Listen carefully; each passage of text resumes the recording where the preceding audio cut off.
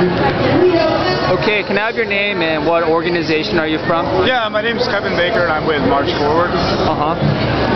Tell us, earlier on your speech you were talking about the armies and Marines are committing suicide in Iraq and Afghanistan. Can you tell us about that? Yeah, so in 2009 it was something, 334 military personnel committed suicide in 2009.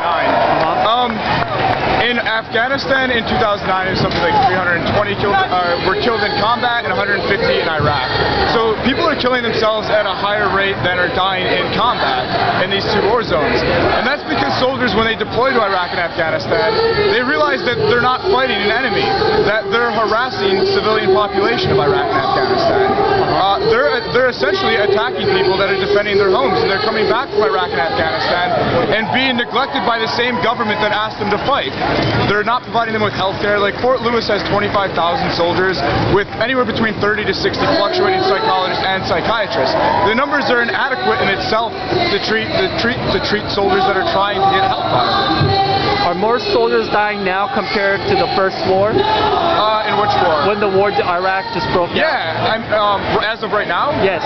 From combat related? In Afghanistan, yeah. In Afghanistan during Obama's past 2+ years in presidency, with his surge, there's been more soldiers that have been killed under Obama than under Bush's entire term. Were you in Afghanistan or Iraq? No, just Iraq. Iraq? Yes. What would you say to people that say, like, you know, march like these, anti-war march or protest doesn't change anything? I mean, first off, they'd have to look at civil rights movements.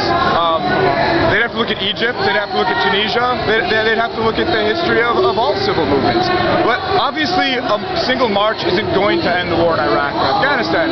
But what it does do is it raises the political consciousness of people around and pulls them into the anti-war movement for other things. It's a small piece to a large puzzle. A very important piece, nonetheless. I just want to say thank you to all the soldiers who came out today for peace and everything. Okay, thank you. And good luck with all your stuff. Okay, thank you. It's nice meeting you. All right, cool.